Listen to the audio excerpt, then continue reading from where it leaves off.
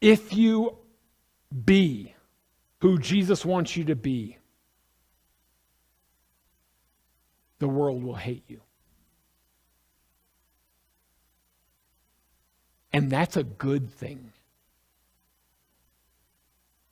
The love of God overwhelms the little bitty hate of a culture of garbage. It's a red badge of courage. It's a bronze star with a V on it, my friends. Bring it on.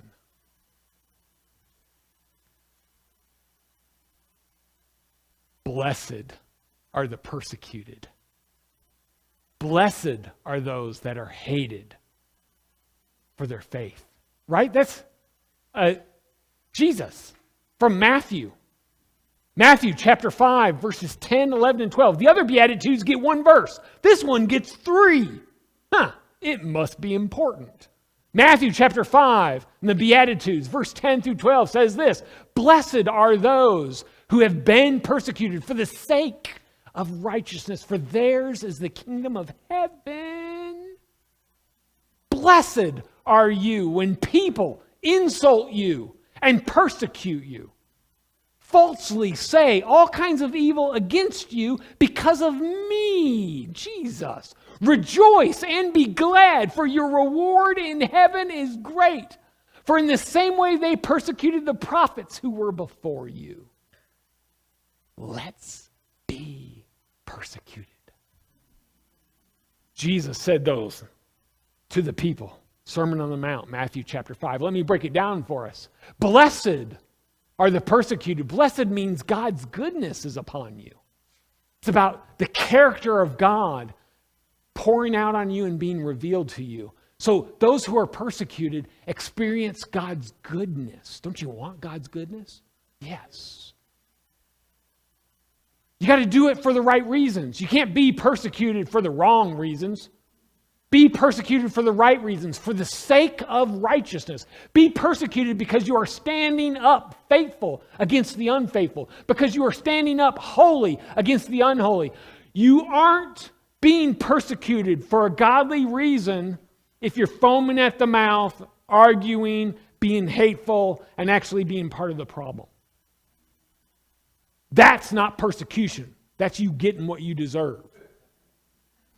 It's for the sake of righteousness. Serving Jesus, right? The wicked tongue will then attack. They'll cast insults at you. They'll speak evil against you. But it's all on account of Jesus, according to verse 11. Let the gossipers gossip. You're standing up for truth. Let the people living in darkness talk among themselves. What does that have to do with us? Bring it on.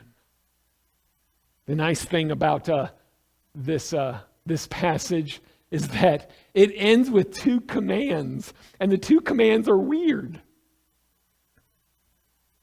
Blessed are the persecuted, and then it commands us to rejoice and be glad. Man, do you want more joy in your life? Be persecuted. Do you want to be glad? The secret to happiness is persecution.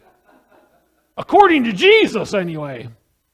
Rejoice isn't an emotional term. Rejoice is a spiritual term. That's the joy of the Lord.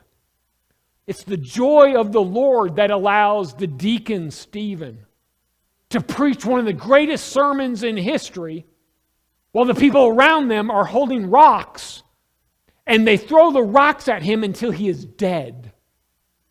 And in the process of being killed by his congregation, pause for dramatic effect, look for rocks, okay. Heaven opens up and he sees Jesus in heaven. How powerful is that? The joy of the Lord will carry you through persecution. And that feeds into gladness. Now, glad, happy, that's the emotional response. So you've got the joy of the Lord. You're being blessed, the goodness of God in the midst of long suffering and persecution. And you experience happiness.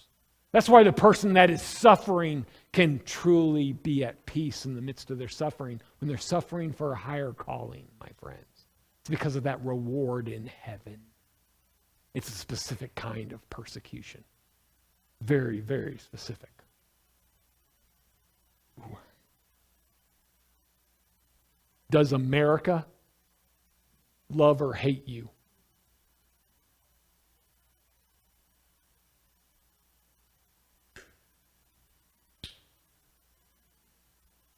Can anybody at work, at home, at play tell there's something different about you by just looking at the way you live your life?